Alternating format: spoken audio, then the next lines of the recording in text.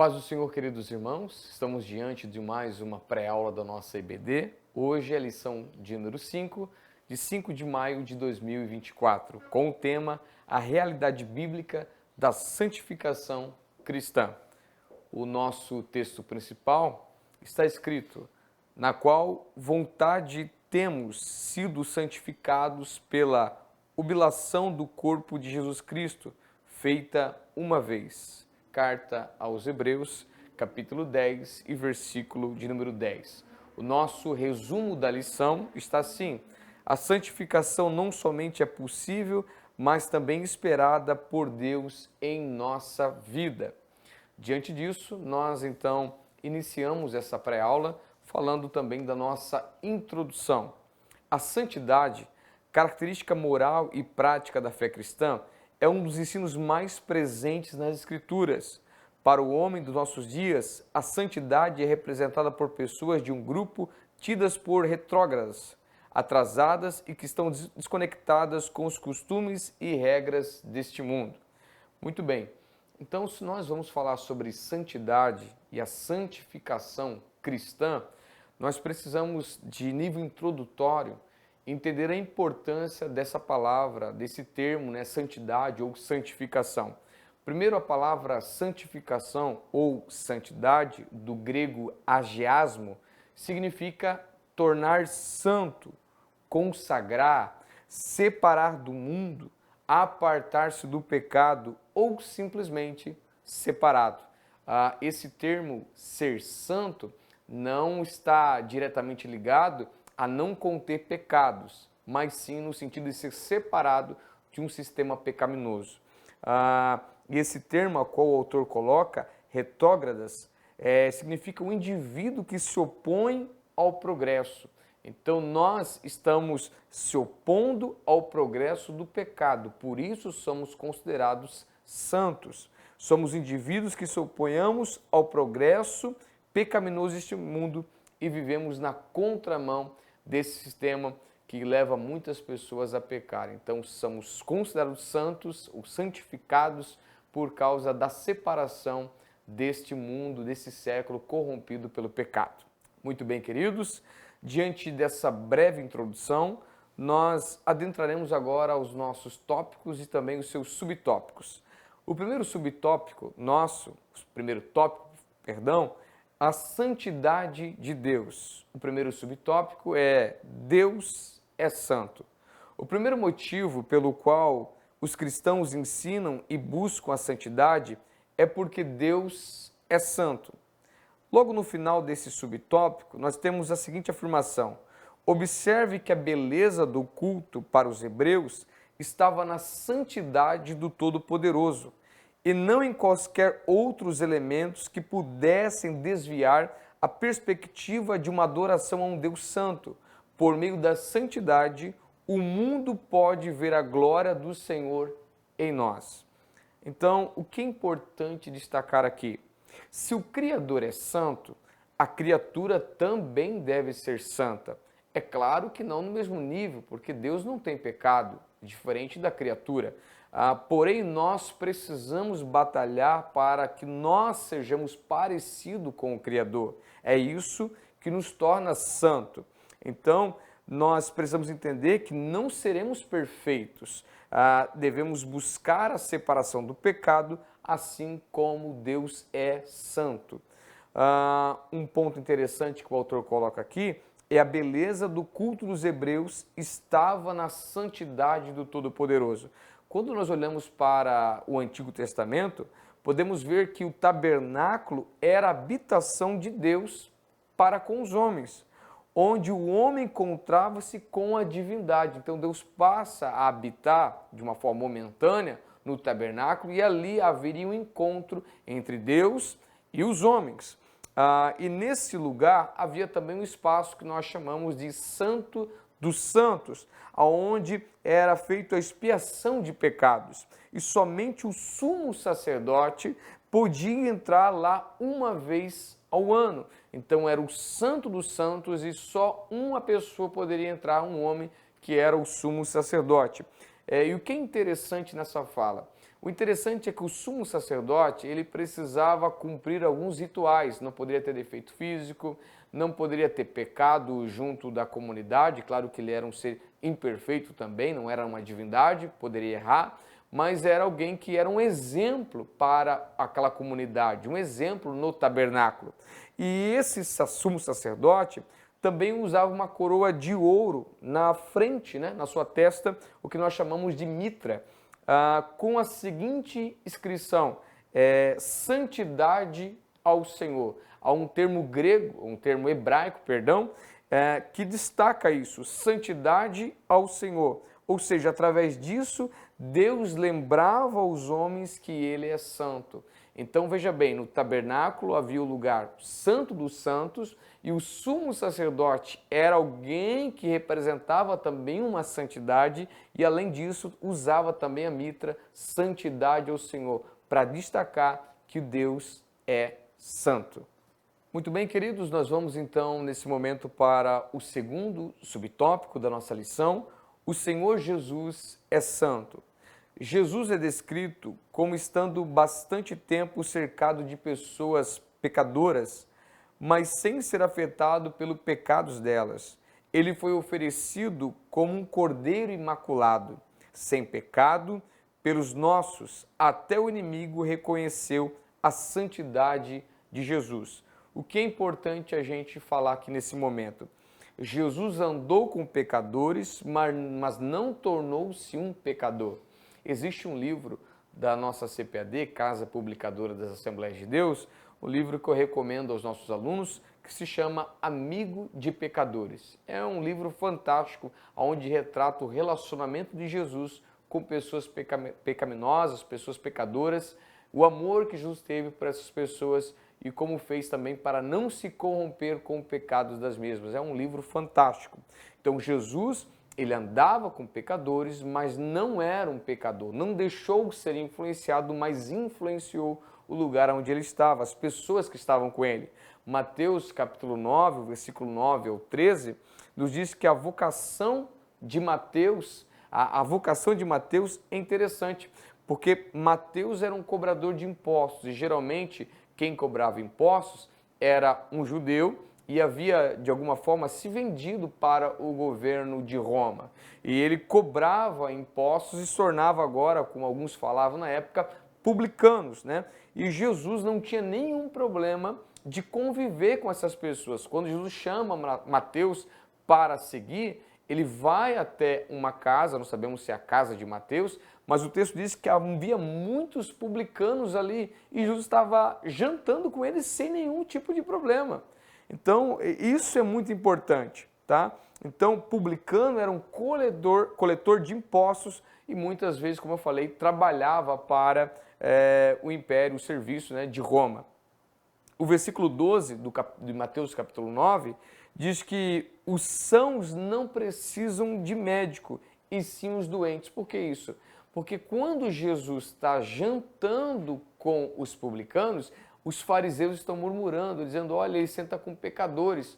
Mas Jesus vai dizer, os sãos não precisam de médico, e sim os doentes. O que Jesus quer tratar aqui? Que é necessário andar com pecadores, não se contaminar, mas andar no sentido de poder influenciar essas pessoas. Ele foi oferecido como um cordeiro imaculado e sem pecado. O autor está dizendo que ele foi oferecido como um cordeiro imaculado. Jesus não tinha pecado. No Antigo Testamento, no tempo do sacrifício, todo animal que era sacrificado tinha que ser puro, sem nenhum tipo de mancha. Jesus é o cordeiro do Novo Testamento, sem nenhum tipo de mancha e sem nenhum tipo de pecado. Ele foi ofertado como oferta de expiação para tirar e não apenas cobrir o pecado. E eu gosto muito de um versículo que mexe com o nosso coração, que está em 2 Coríntios, capítulo 5, versículo 21, ao meu ver, um dos textos mais fantásticos da Bíblia, aonde Paulo escreve, aquele que não conheceu pecado, ele o fez pecado por nós, para que nele fossemos feitos justiça de Deus. Que coisa maravilhosa. Muito bem, nós vamos então ao nosso terceiro subtópico, o Espírito é santo, que Deus deixou para nos guiar na ausência temporária do Senhor Jesus Cristo, é chamado de Espírito Santo.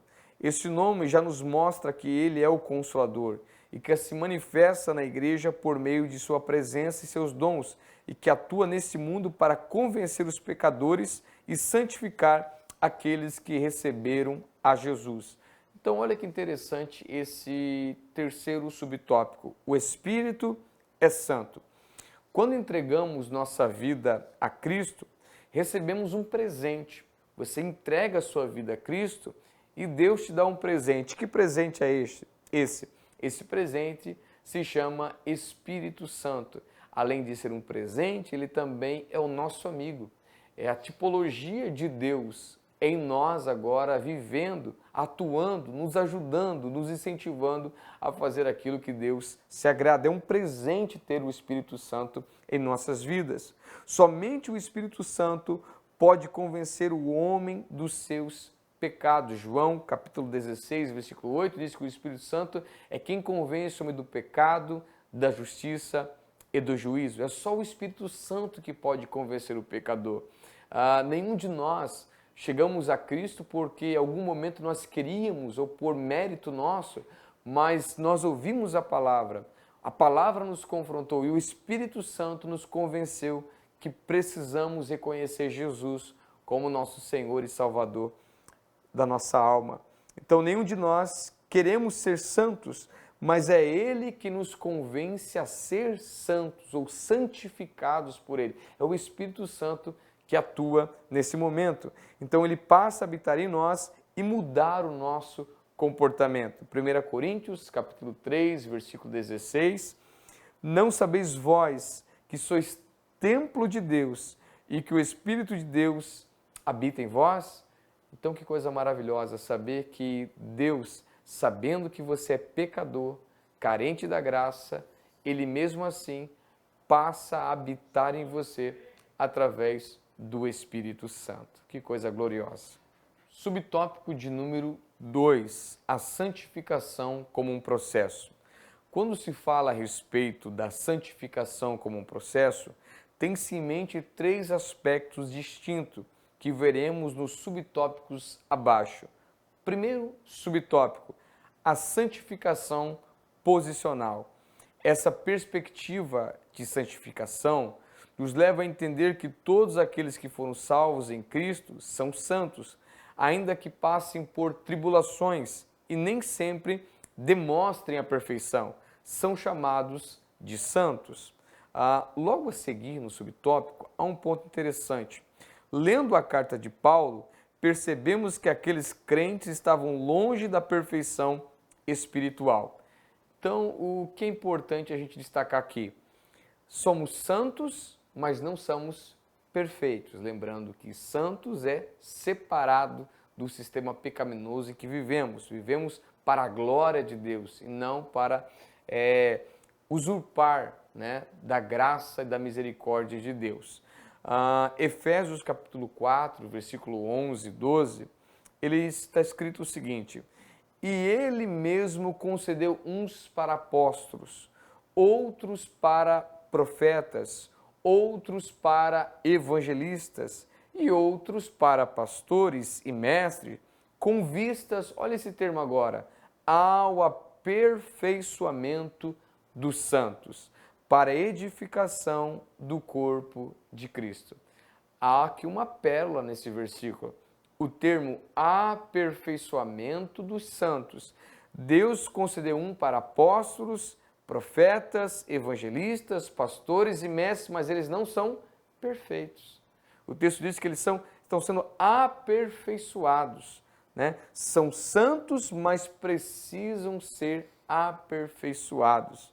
O termo santo, como eu disse, não significa sem pecado, mas sim separado. Ou seja, hoje mais santo do que ontem e amanhã mais santo do que hoje. É um processo contínuo. A gente está mudando ao longo dos dias, ao longo dos anos. Se a gente olhar um pouco para trás e lembrar quem você era e quem você é hoje, você viu que o processo de santificação está sendo causado pelo Espírito Santo e você tem se tornado uma pessoa melhor, um jovem melhor, uma jovem melhor para a glória de Deus. E há uma diferença aqui entre o ímpio e o crente separado. A diferença é que o ímpio tem prazer no pecado.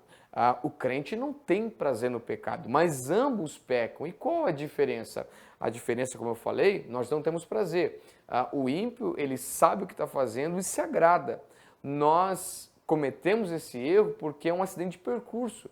O que estamos vivendo, o mundo que vivemos é um mundo que, infelizmente, a nossa natureza também auxilia para isso, que nos leva a pecar. Mas é claro que isso desagrada a Deus e também desagrada o Espírito Santo e nos desagrada também a nós. Por isso que há essa distinção entre o ímpio e o crente. Nós não temos prazer no pecado, nós não temos pecadinhos de estimação, nós não temos prazer em pecar contra o nosso Deus.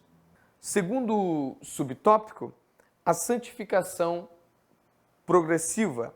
Somos chamados por Deus para seguir em frente na caminhada cristã, nunca para retroceder. A cada ocasião em que um servo de Deus resiste ao pecado, ele não somente glorifica a Deus em suas ações, mas também cresce em santidade. Esse crescimento nos leva a ser mais parecidos com Cristo. Então, veja bem, esse segundo ponto, a santificação progressiva. A santificação progressiva é longa e dolorosa, mas ao mesmo tempo recompensadora. Não é fácil ser santo, não é fácil ser separado. Há uma certa renúncia da nossa parte. Eu sempre digo que o evangelho, ele tem cruz, mas também haverá coroa no final. Então nós não podemos desistir, não podemos parar, não podemos retroceder aquilo que Deus nos chamou para ser santos. E um ponto interessante é que nós estamos em obras. Nós estamos em obras. Filipenses 1,6 está escrito: estou plenamente certo que aquele que começou a boa obra em vós há de completá-la até o dia de Cristo Jesus. Então, o construtor, que é Cristo, está construindo a sua obra, está mudando o nosso caráter dia após dia. A santificação é um processo progressivo. Somos melhores hoje de que quando Cristo começou a obra em nós? Como está essa obra? É uma pergunta que fica para nós. Será que nós melhoramos? Essa obra está mais bonita do que quando começou lá no início? Eu acredito que sim. Essa obra no início talvez não era tão bonita, não tinha uma fachada tão bonita, o interior não era tão bonito, mas a partir de que Cristo, o construtor, começou a modelar essa casa, a ajustar essa obra ainda não está pronta, mas está muito melhor do que o início. Vamos então ao nosso terceiro subtópico, a santificação perfeita ou final. Neste mundo, teremos de lidar sempre com conflitos que podem nos levar ao pecado, mas quando formos glorificados, quando o nosso corpo for transformado, quando estivermos para sempre com o Senhor, não nos preocuparemos mais com os desafios com que passamos este mundo a fim de não pecar. Eu gostaria de frisar esse ponto da nossa lição.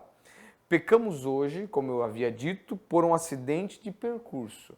Nossa natureza e o mundo é pecador, ok? Mas quando formos glorificados, Deus removerá por completo todo tipo de pecado, ou seja, não haverá mais pecado em nossas vidas. O estado de glorificação não se dará antes que Cristo volte. Então nós sempre seremos pecadores, mas sempre buscando a santificação. A nossa natureza, infelizmente, é pecaminosa.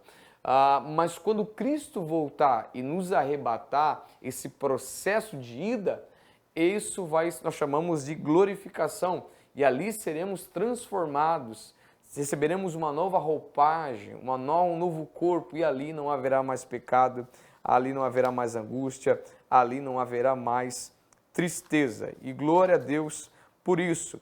1 Coríntios capítulo 15, versículo 53, Paulo escrevendo: pois é necessário que aquilo que é corruptível se revista de incorruptibilidade. Olha que coisa maravilhosa. Aquilo que é corruptível, aquilo que é pecaminoso, vai se tornar incorruptível, ou seja, vai se tornar santo de forma completa. Paulo ele não utiliza o termo glorificação, mas sim o termo, como eu falei, transformados. Seremos transformados com um novo corpo, um corpo santificado. Muito bem, vamos então ao nosso terceiro e último tópico, a santidade na prática. A santidade na vida diária. Diante da realidade de que servimos a um Deus santo e o representamos nessa terra, é preciso que externemos a santidade que o Espírito Santo nos ajuda a crescer. Portanto, como filhos de Deus, devemos ser presentes onde Ele nos enviar e ali refletir a sua glória. O desejo do Senhor é que sejamos santos, interagindo com o ambiente que nos cerca. Afinal, somos o sal e a luz da terra. O autor foi muito feliz em colocar esse termo, sal da terra e luz do mundo. Eu gostaria de destacar uma coisa muito simples aqui. Quando você vai no supermercado e você vai fazer uma compra, ou quem sabe aquele compra do mês, você leva vários produtos. Mas uma coisa que você nunca vai deixar de não levar vai ser o sal. Porque o sal ele é necessário. Ninguém faz uma casa, uma carne, né? Faz uma comida saborosa se não utilizar o sal. O sal é necessário. Você pode até fazer a melhor comida, mas se não tiver sal, não tem graça, não tem sabor. Então, por que Jesus nos compara com o sal? Por que Jesus não nos compara com ouro, com diamante, que são as coisas mais preciosas dessa terra? Ele vai comparar nós com sal. E o sal é algo tão barato, é algo que talvez não tenha tanto valor diante da sociedade, mas ele é necessário.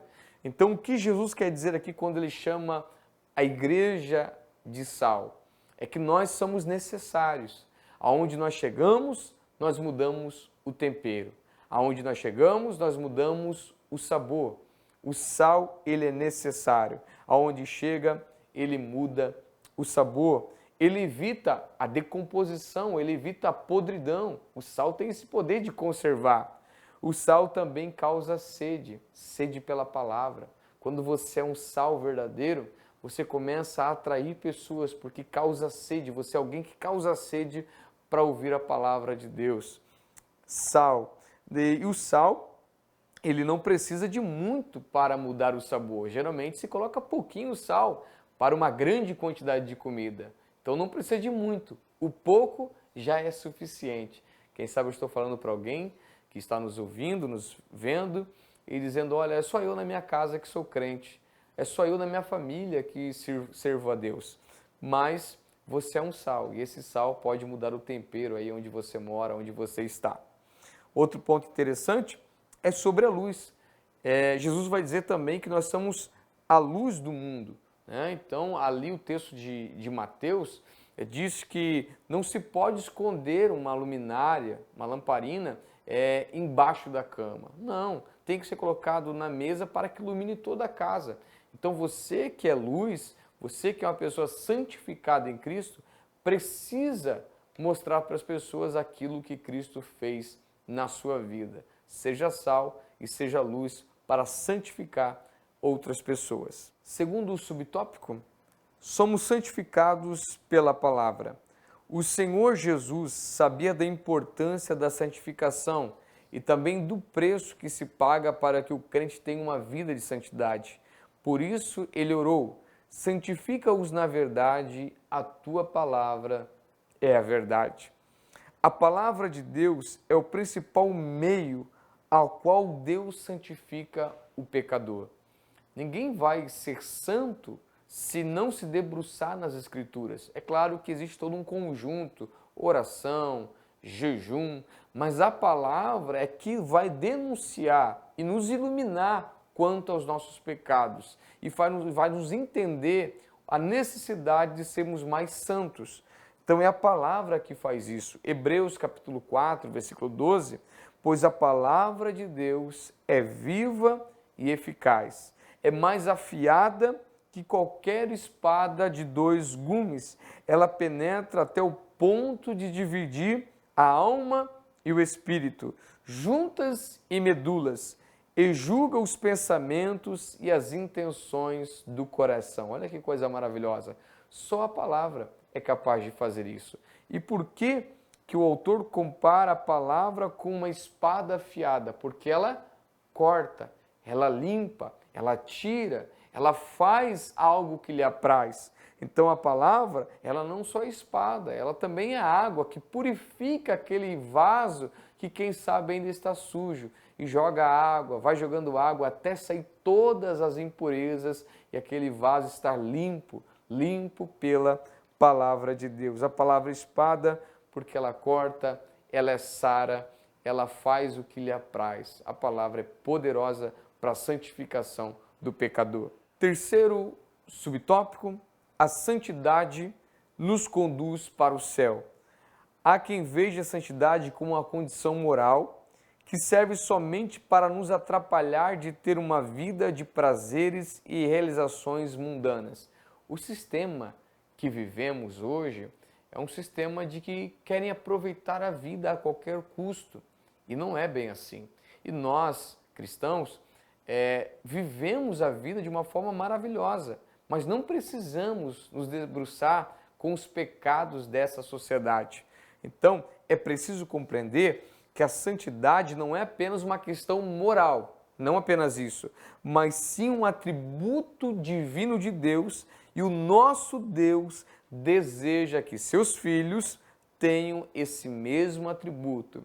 Não seremos como Deus, mas a imagem de Deus precisa resplandecer em nós. Se Ele é santo, nós também precisamos ser santos. Não buscamos a santidade por moral, mas sim para nos tornar cada dia mais parecido com o Senhor. 1 Pedro, capítulo 15, versículo 16. Desculpa, 1 Pedro, capítulo 1, versículo 15, 16, está escrito: segundo é santo aquele que vos chamou, tornai-vos santos também, vós mesmos em todo o vosso procedimento, porque está escrito: sede santos, porque eu sou santo. O que Deus está dizendo aqui? Sede santos, porque o vosso Deus também é santo. Muito bem, queridos, nós finalizamos essa terceiro subtópico e eu quero ler com os irmãos agora a nossa conclusão para encerrarmos a nossa aula. Conclusão: viver em santidade é um desafio constante para todo aquele que já nasceu de novo, mas é um desafio pelo qual não passamos sozinhos. Deus nos proporciona o seu Espírito Santo para nos conduzir em santidade, sempre nos trazendo através da sua palavra os caminhos a trilhar para agradar a Ele. E se Deus nos ordena viver uma vida de santidade, é possível vivê-la, pois Ele jamais nos ordenaria a fazer algo que não pudéssemos cumprir. Portanto, amados irmãos, jovens, professores e alunos, a santidade é urgente, atual e necessária. Sede santos, porque o vosso Deus também é santo. Que Deus te abençoe.